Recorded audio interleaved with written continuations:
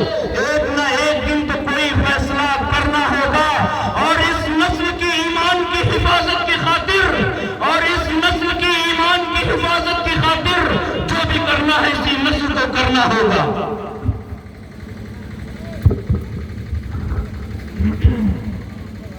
بسم اللہ الرحمن الرحیم، نحمده ونصلي على رسوله الكريم، اما بعد، اعوذ باللہ من الشیطان الرجیم، بسم اللہ الرحمن الرحیم،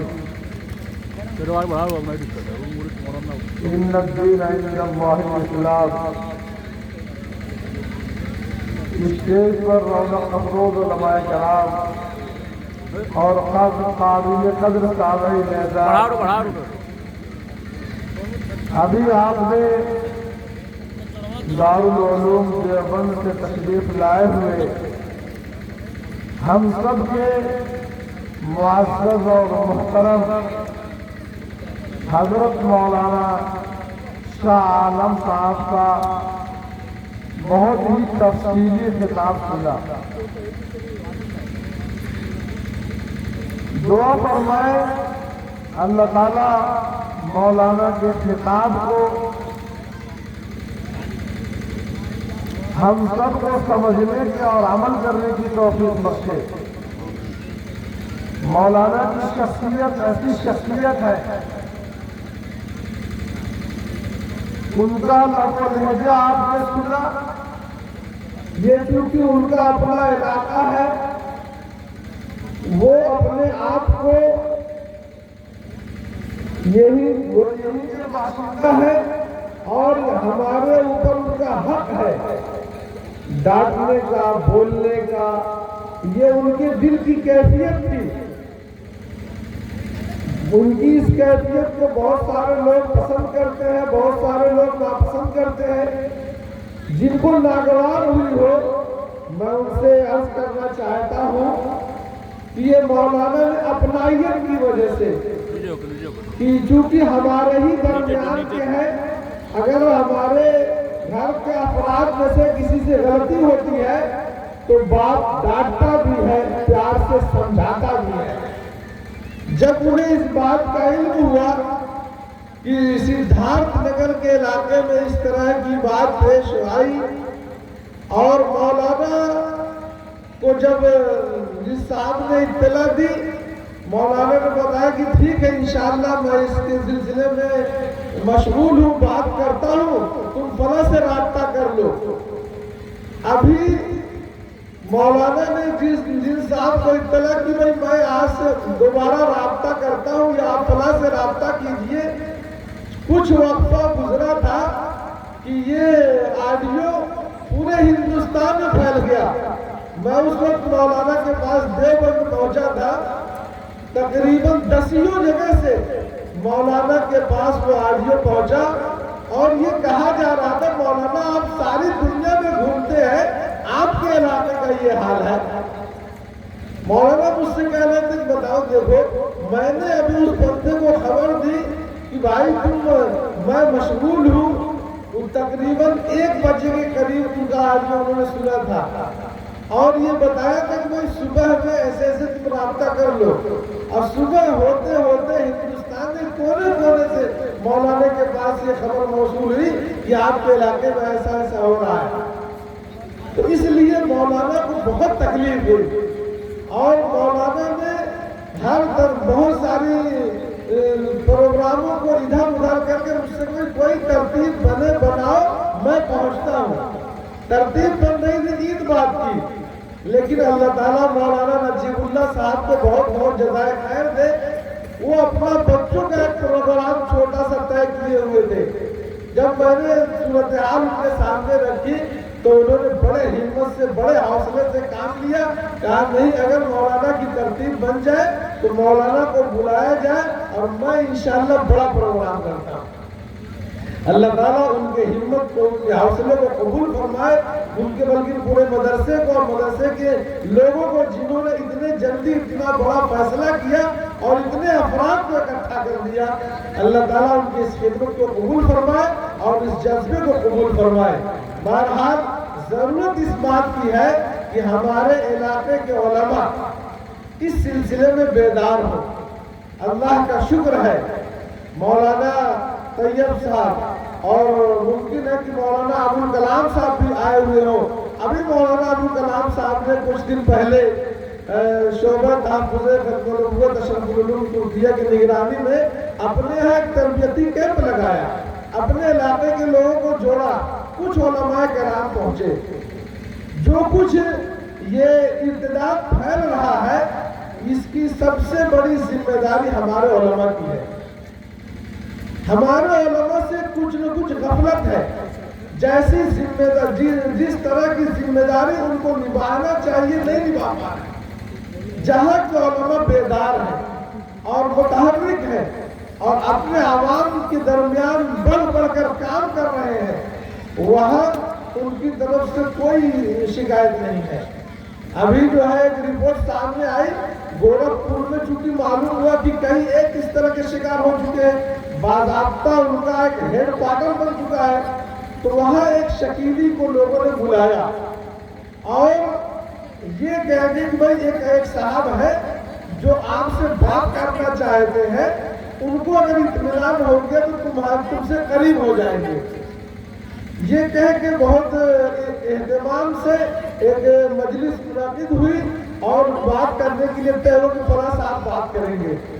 تو جو صاحب بات کرنے والے تھے وہ عالم تھے، لیکن اپنے ساتھیوں سے کہہ رکھا تھا کہ دیکھو کوئی ہمیں عالم ظاہر نہیں کرے گا، ہم ایک عام انسان بن کے اس سے بات کریں گے۔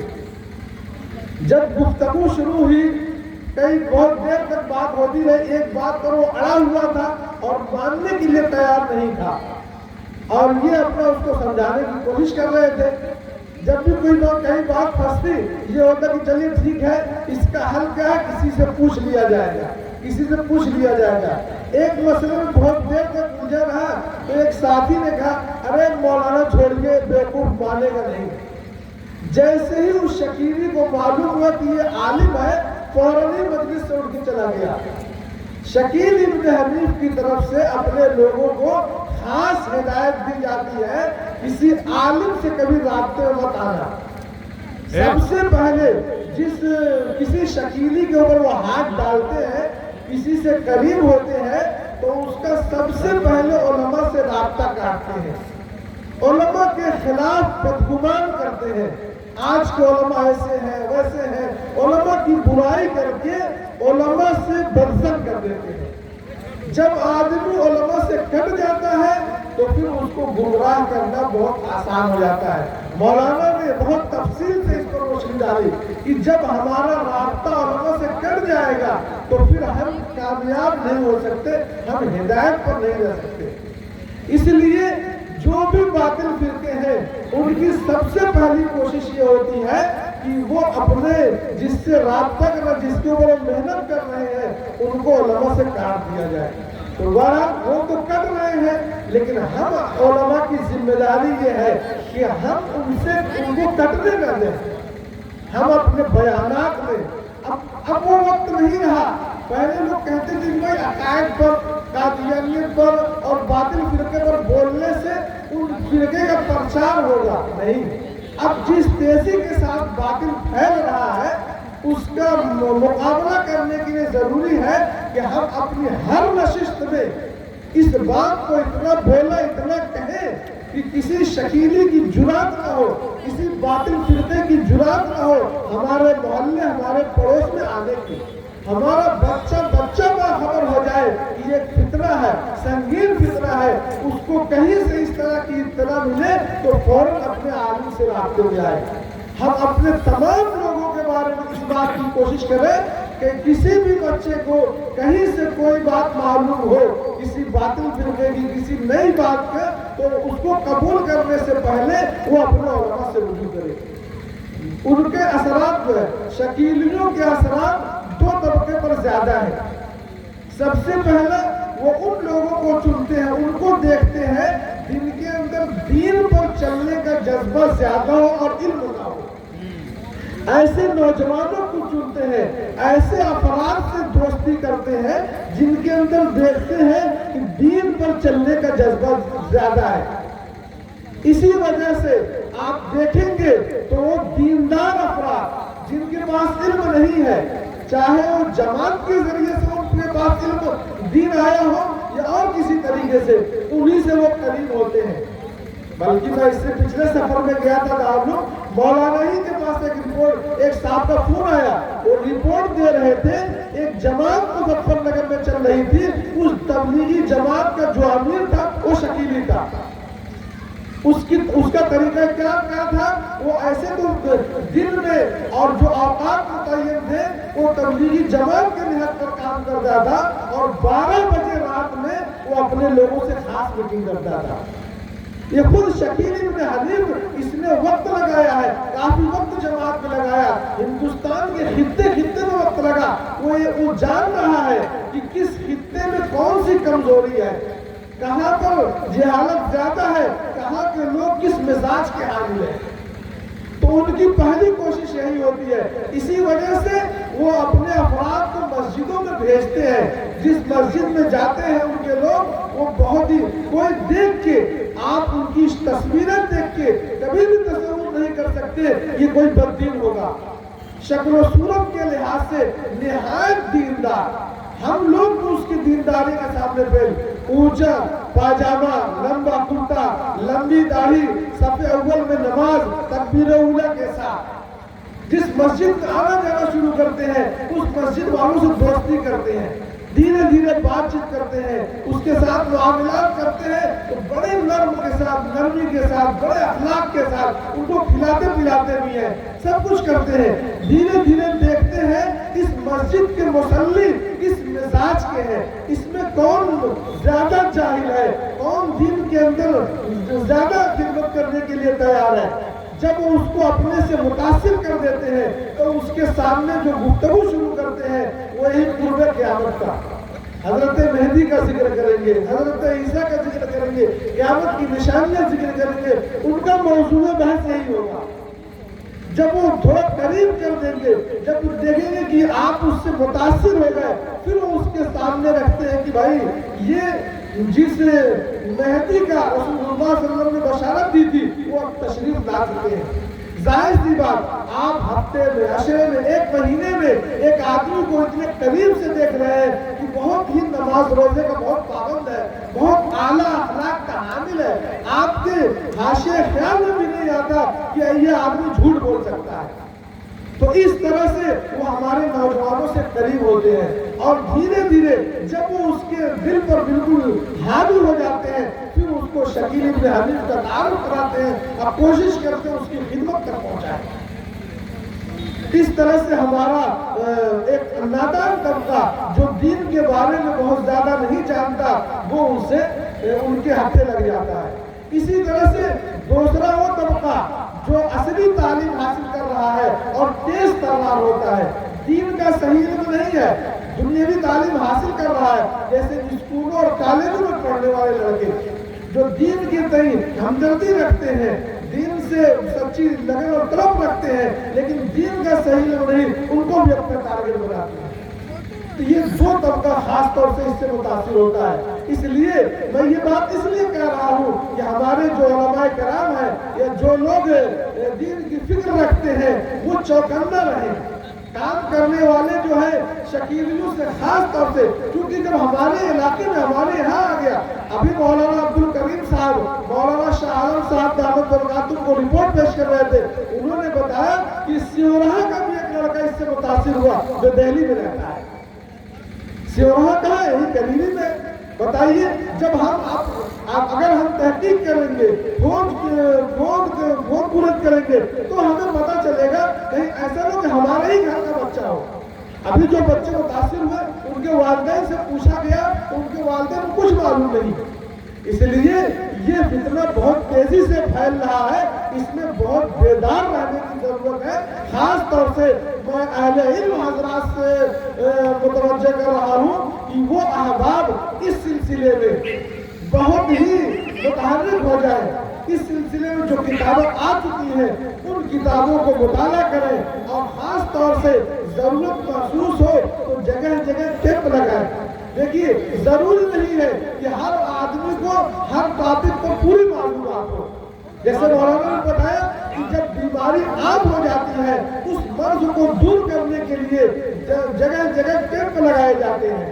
تو جب یہ فتنہ تیزی کے ساتھ پھیل رہا ہے، ظاہر سی بات ہے اس کی جو عنوانات ہیں، جو اس سلسلے میں جو حدیثیں ہیں، وہ ہم ہر ایک کو معلوم نہیں، بہت پہلے پڑھ کر بھول گئے.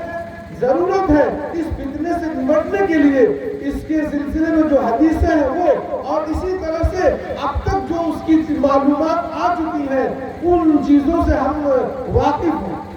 تو اس لیے ضرورت ہے کہ بھائی ہم اس طرح علماء کا باضابطہ کیمپ لگائیں، جو اس سلسلے میں تجربہ کار لوگ ہیں ان کے تجربے سے ہم فائدہ اٹھائیں. تھوڑے وقت میں ہمیں زیادہ معلومات مل سکتی ہیں.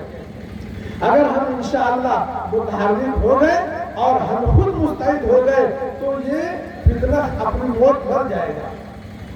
اب یہ فتنہ جب سے شروع ہوا ہے اس وقت سے اس زمانے کے علماء حق نے اس کا مقابلہ کیا، چاہے وہ کسی زمانے میں کوئی بھی فتنہ ہو. آپ نے ایک فتنے کا نام سنا ہوگا، خلق قرآن کا. حضرت امام احمد بن حنبل کے زمانے میں یہ فتنہ اٹھا تھا. بادشاہ وقت کا یہ مذہب ہو گیا تھا قرآن مخلوق ہے، عام کتابوں کی طرح کتاب ہے. جیسے عام کتاب لکھی جاتی ہے، ختم ہو جاتی ہے، مٹ جاتی ہے، ایسے قرآن بھی مٹ جائے گا. اس وقت کے بادشاہ کی قربت حاصل کرنے والے علماء سبوں نے فتویٰ دے دیا. لیکن امام احمد بن حنبل یہ ڈٹے رہے، انہوں نے کھل کر اس کی مخالفت کی اور بتایا قرآن یہ قدیم ہے، یہ مخلوق نہیں ہے، اللہ کا کلام ہے، اللہ کی ذات سے نکلی ہوئی بات ہے. اس کی وجہ سے ان کو کوڑے برسائے گئے، سخت سزا دی گئی، لیکن حق کی جیت ہوئی. وہ ڈرے نہیں، دبے نہیں. حکومت ختم ہو گئی، وہ حکومت نواز علماء ختم ہو گئے، لیکن حق غالب رہا. اسی طرح سے جس زمانے میں جب جس فتنے میں بھی سر ابھارا اس زمانے کے علماء حق نے اس کا مقابلہ کیا، اللہ نے ان کی مدد فرمائی. اس لیے آج جو نئے فتنے چلنے رہے، یہ تو اب ہم فتنوں کی دور سے گزر رہے ہیں، جو نئے فتنے ابھر رہے ہیں ان فتنوں سے گھبرانے کی ضرورت نہیں. باطل کے لیے ہمیشہ مٹنا ہی ہوتا ہے، حق ہمیشہ غالب رہتا ہے. قرآن نے کہا جعل حق وزہق الباطل. بس ضرورت اس بات کی ہے کہ ہم علماء حق اس کے لیے مستعد ہو جائے، بیدار ہو جائے، پوری ذمہ داری کے ساتھ. ہم یہ سمجھے کہ یہ ہمارا اس وقت کا بہت بڑا فریضہ ہے. اگر ہم نے اس سے کوتاہی برتی، کشمکشی کی، مداہنت سے کام لیا تو کل ہم اللہ کے رسول کے سامنے جواب نہیں دے پائیں گے. اس لیے جس سے جو بھی ممکن ہو سکے، ضروری نہیں ہے کہ ہم میں سے ہر شخص تقریر ہی کرنا جانتا ہو. نہیں، آپ تقریر نہیں کر پاتے ہیں، آپ جس انداز سے تعاون کر پائے. آپ سے اگر معلوم ہو کہ آپ کا پڑوسی شکیلیت سے متاثر ہے تو آپ اتنا کر سکتے ہیں، کسی عالم کے پاس اس کی رہنمائی کر سکتے ہیں، کسی عالم کی کو پتہ بتا سکتے ہیں بڑا آدمی شکیلیت سے متاثر ہے. آپ سے جو بن پڑے، جتنا بن پڑے، ہر فرد اس کے لیے مستعد ہو جائے. انشاءاللہ اگر ہم مستعد ہوں گے، خلوص کے ساتھ کھڑے ہو جائیں گے تو جیسے اللہ نے پچھلے زمانے میں جو بھی فتنے اٹھے اللہ نے اس کو ختم کیا، علماء کے ذریعے ناپید ہو گئے، اسی طرح سے موجودہ زمانے میں بھی جو فتنے اٹھ رہے ہیں اللہ تعالیٰ ہمارے ذریعے، ہم سب کی خدمت کے ذریعے انشاءاللہ ان فتنوں کو ختم کرنا. بہرحال میں زیادہ لمبی بات نہ کر کے میں انہی باتوں پر اپنی بات ختم کرنا چاہتا ہوں. اللہ تعالیٰ ہم سب کو کہنے سننے کے ساتھ عمل کی توفیق عطا فرمائے. آمین.